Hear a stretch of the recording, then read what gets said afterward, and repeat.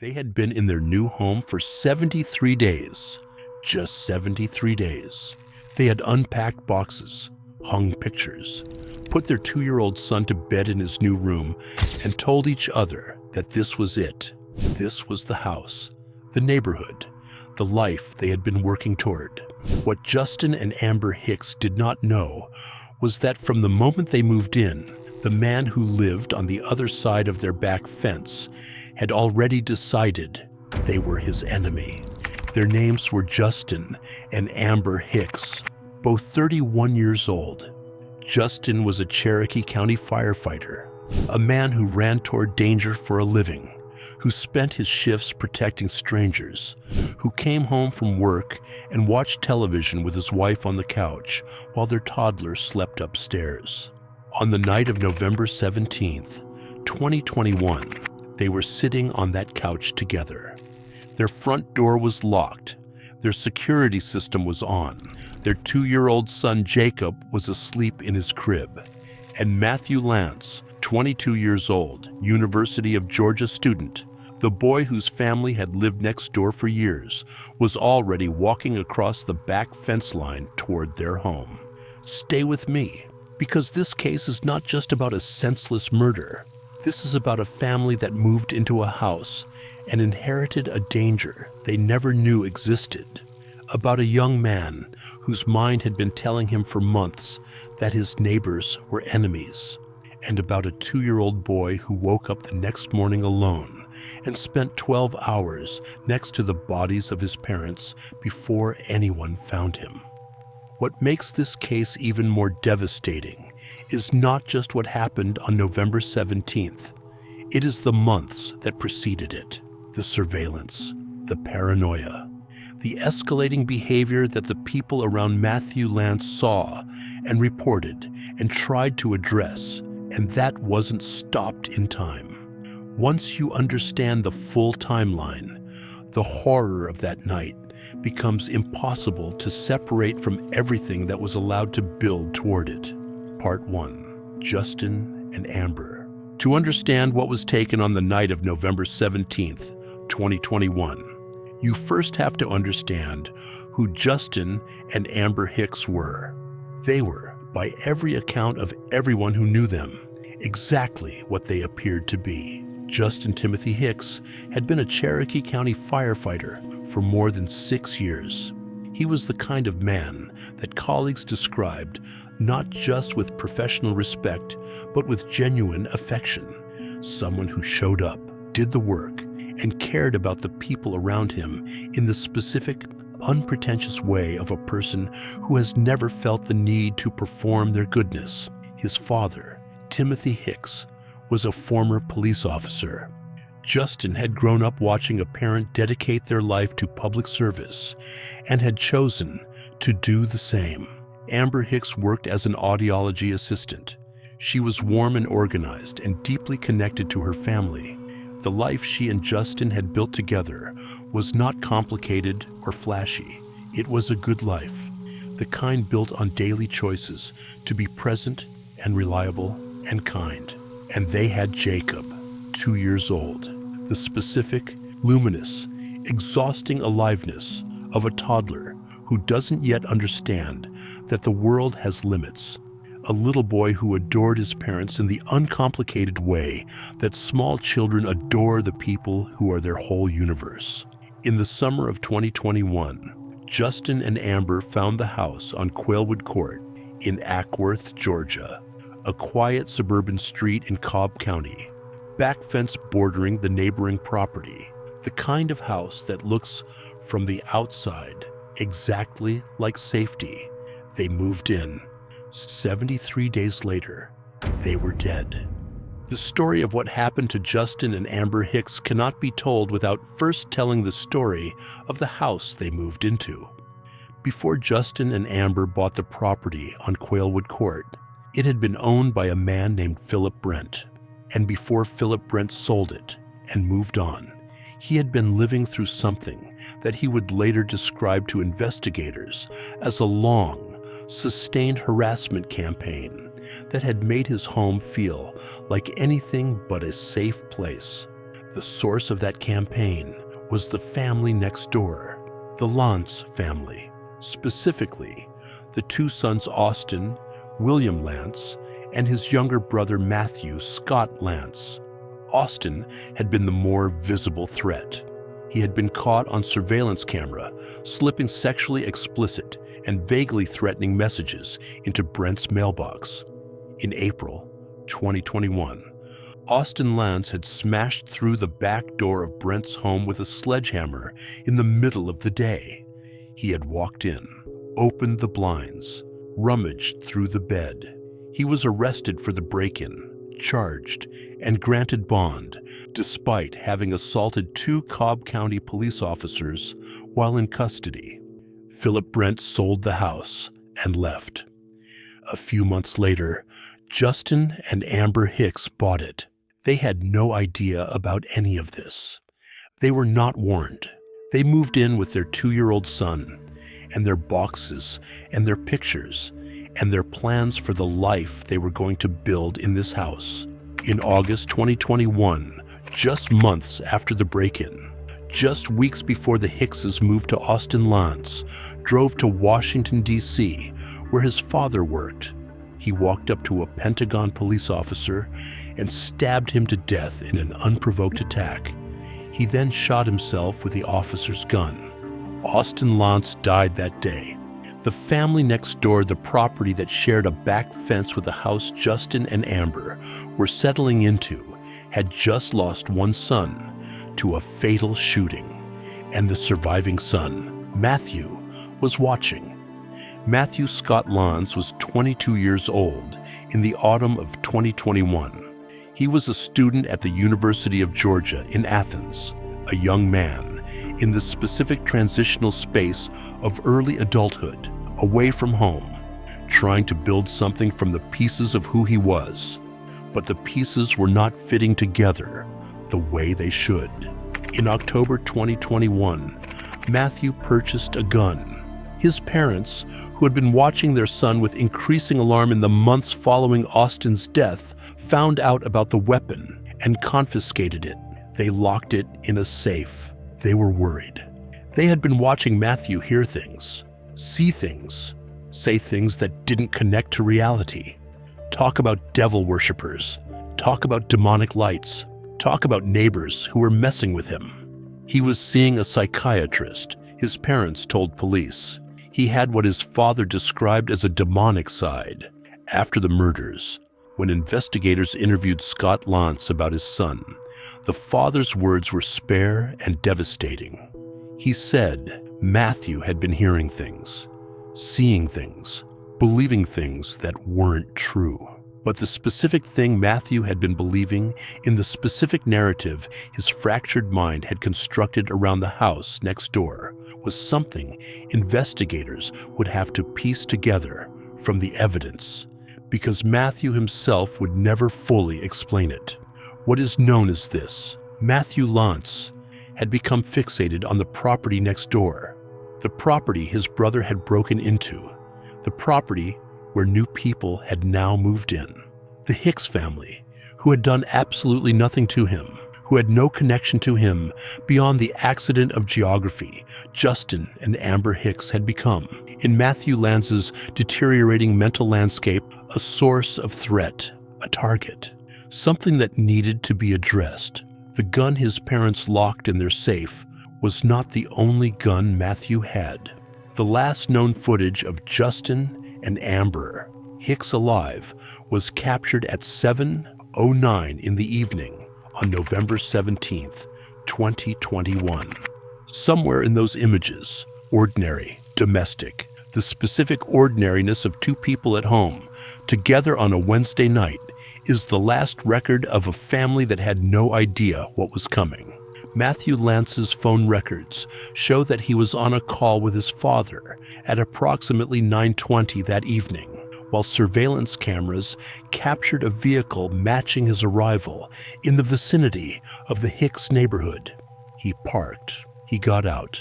Surveillance footage from the area captured a figure moving through the darkness around the perimeter of the Hicks property, with the specific purposeful deliberateness of someone who had already decided what they were there to do. Between 9:55 and 10:10 in the evening, Justin and Amber Hicks were shot and killed in their own home, sitting on their couch in their locked house, while their 2-year-old son slept in his crib upstairs. At 10:11, Matthew Lance left the scene. He put his phone on airplane mode. He drove back to his apartment in Athens. Upstairs in the Hicks house, in his crib, Jacob Hicks was alone. He stayed alone for the next 12 hours. This is the part of the story that requires you to stop, not to process the logistics, not to follow the evidence, just to stop and understand what happened to a 2-year-old boy between 10:11 on the night of November 17th and the morning of November 18th. Jacob Hicks woke up at some point in those hours, hungry, wet, needing his parents in the way that 2-year-olds need their parents completely, and without the capacity to understand why they are not coming. He came out of his room. He found his parents. He did what 2-year-olds do when they find the people they love. He went to them. He tried to wake them. He wrapped his arms around them. When Timothy Hicks, Justin's father, a former police officer, arrived at the house the next morning after his family couldn't reach Justin or Amber, he looked through the back window. The glass had been smashed in. He could see inside. He said later, in testimony that silenced a courtroom, "I saw they weren't okay." He called 911. When police arrived, they found Jacob Hicks with his pajamas covered in blood, clutching his father's reading glasses. A sergeant testified that the blood on the child's pajamas was most likely from him crawling on his deceased parents and wrapping his arms around them. There are no words for this that are adequate.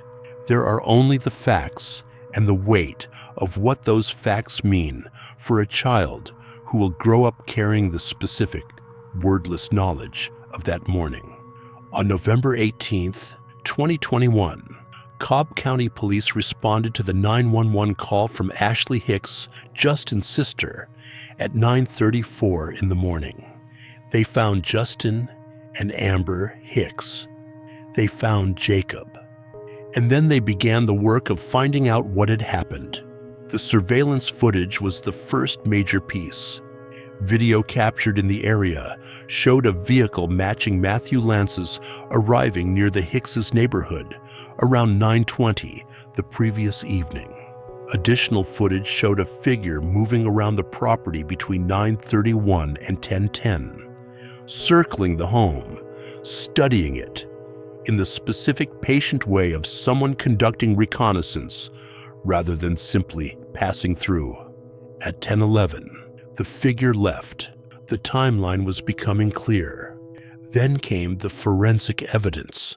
The firearm used in the shootings was traced. When investigators ran DNA analysis on the weapon, what they found was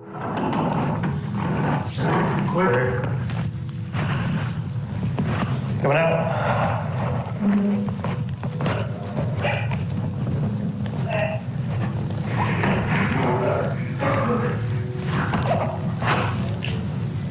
Coming out. We're taking this car home. what happened next unfolded in seconds. Lance attacked one of the officers. He stabbed him repeatedly in the back, in the neck. The officer survived. Another officer, responding to his colleague's distress, opened fire on Lance. He was hit twice, wounded. In the police vehicle on the way to hospital, a camera recorded Lance speaking to the Sandy Springs officer beside him. He said he felt pain for knowing there was a child, or whatever, in the lady's belly. He was not yet certain the investigators were connecting him to the Hicks murders, but he knew what he had done. And in that specific, unguarded moment, in the back of a police vehicle, bleeding, injured, not yet fully aware of how much the investigators already knew, He said the thing that told them everything. He was transported to the Fulton County Jail, and the Cobb County investigation connected itself to him with the precision of evidence that had been waiting to be assembled. One of the most important pieces of evidence in the trial of Matthew Lance was a police interview with his parents Scott and his mother played in the courtroom for the judge. They had driven to Athens the morning after the murders when they couldn't reach Matthew on his phone. They found him asleep at 2 p.m. with a gun beside his bed. They had already confiscated one gun in October. He had another. Scott Lance told investigators about his son's deteriorating mental state in the months before the murders, that Matthew had been hearing things, seeing things, believing things that weren't true. He described the paranoia, the references to demonic lights, the conviction that people were out to get him. He described a son that he had been watching fall apart and had been trying to help. When investigators told Matthew's parents that they believed Matthew had killed Justin and Amber Hicks, his mother became physically ill. Scott Lance said something that was played in the courtroom and that has stayed with everyone who followed this case. He said plainly, with the specific resignation of a father who understands what the evidence means. If the bullet matches, he's done it. A father saying that about his own son. The bullet matched November 17th, 2025, exactly 4 years after the murders. Matthew Lance's trial began in a Cobb County courtroom. He had waived his right to a jury trial. The case would be decided by Judge Sonia Brown alone. The trial had been delayed for years, while attorneys argued over whether Lance was competent to stand trial. Multiple evaluations, multiple hearings. A forensic psychologist had concluded that Lance was not competent. The judge ultimately disagreed, ruling in October 2025 that Lance appeared to have the capacity to make rational decisions and was working with his attorneys. He sat in the courtroom in a yellow jail jumpsuit, head down, expressionless. The defense's strategy was not to dispute the facts. They couldn't. The DNA was on the gun. The surveillance showed him at the scene.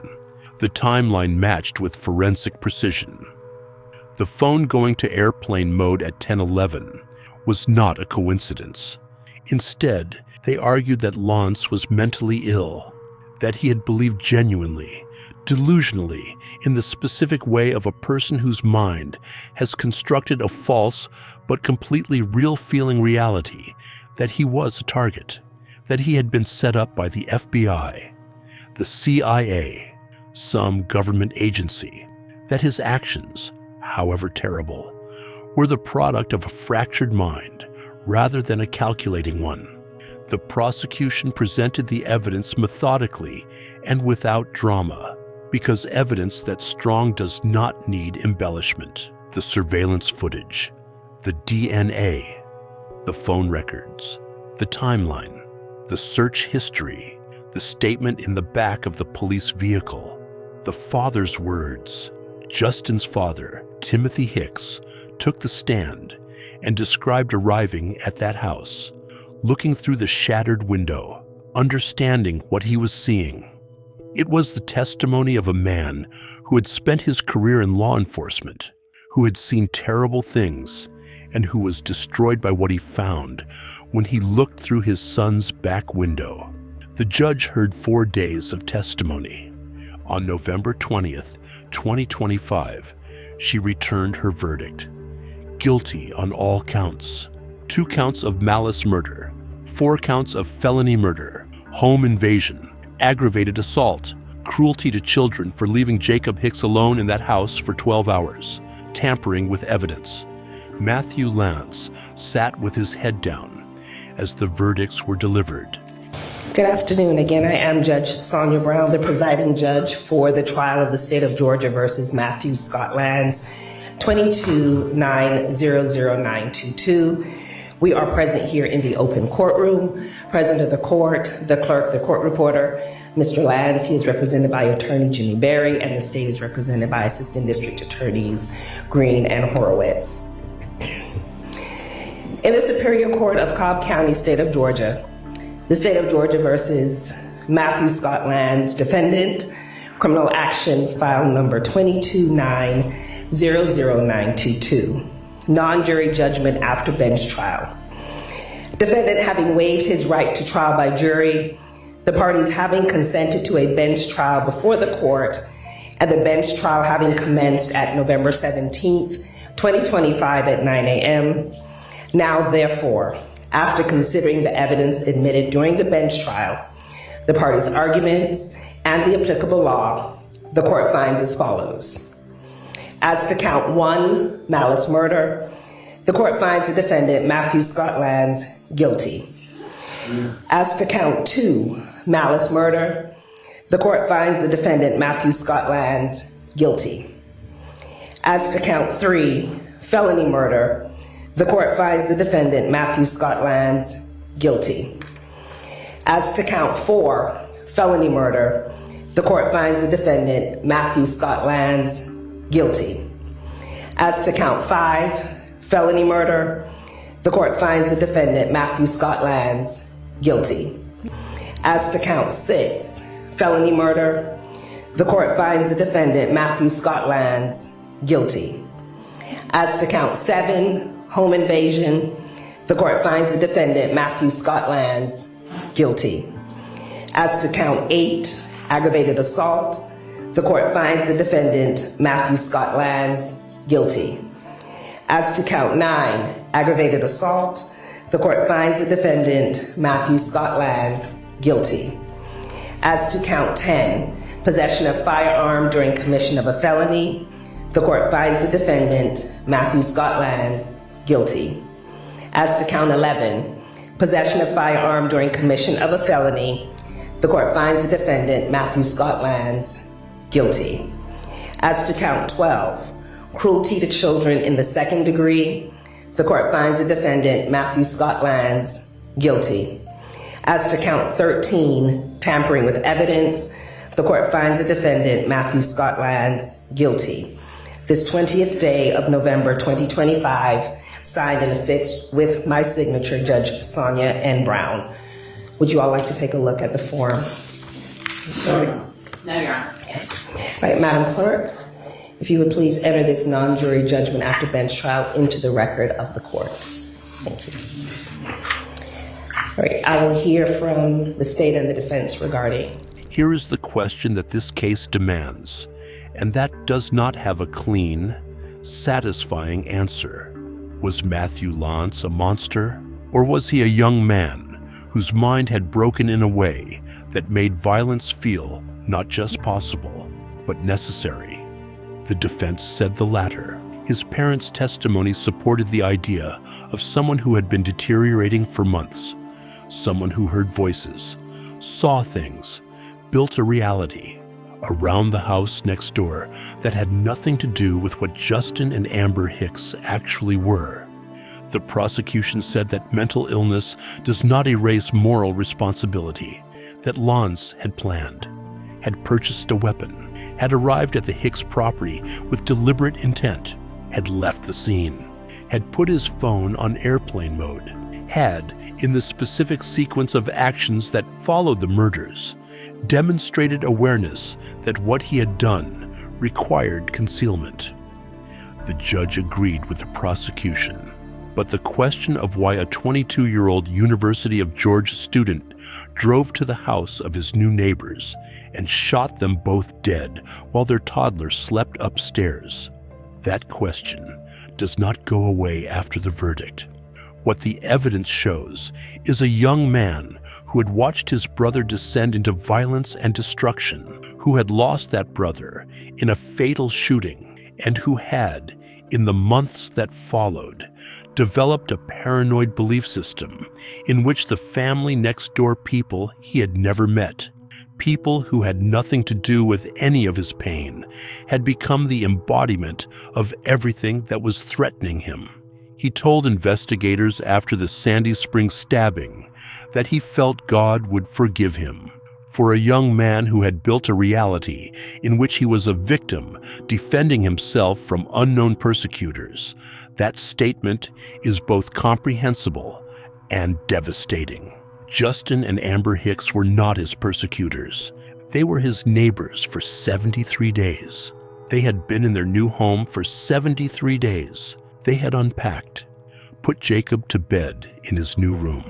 We watched television together on a Wednesday night, lived in every observable way, the specific, ordinary, irreplaceable life of two people who have found each other and built something real and are simply, quietly happy in it.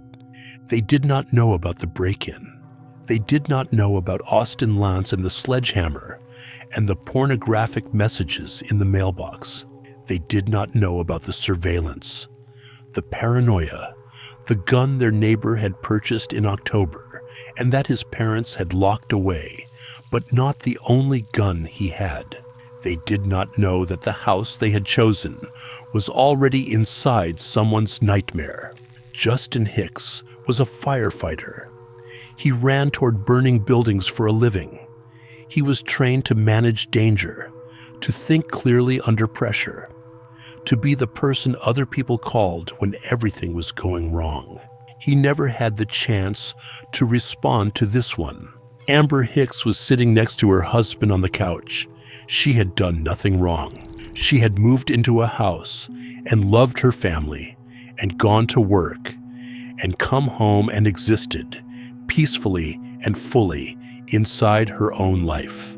Matthew Lance will never be free. He was sentenced to 2 consecutive life terms without the possibility of parole. He waived his right to be present at his own sentencing. He did not face the Hicks family in that courtroom. Jacob Hicks is 6 years old now. He was found on the morning of November 18th with his pajamas covered in blood and his father's reading glasses in his hands. He will grow up. He will ask questions. He will eventually understand what happened in that house on that night and what it means that he woke up the next morning without his parents and spent 12 hours alone before anyone came. There is no part of this story that resolves cleanly. Not the verdict, not the sentence, not the psychology of what drove a 22-year-old to walk across a fence line with a gun. The only clean thing in this case is who Justin and Amber Hicks were. Good people. A firefighter and his wife, parents of a 2-year-old boy, in their home for 73 days. Evidence doesn't forget. A phone going to airplane mode at 10:11 doesn't forget. DNA on a pistol grip doesn't forget. And the little boy who found his parents that morning, will he never forget either. Justin, Amber, say their names. The most dangerous thing about evil is how ordinary it looks from the outside. A house, a fence, a neighborhood where people wave to each other on Sunday mornings, and a young man on the other side of the fence who had already decided.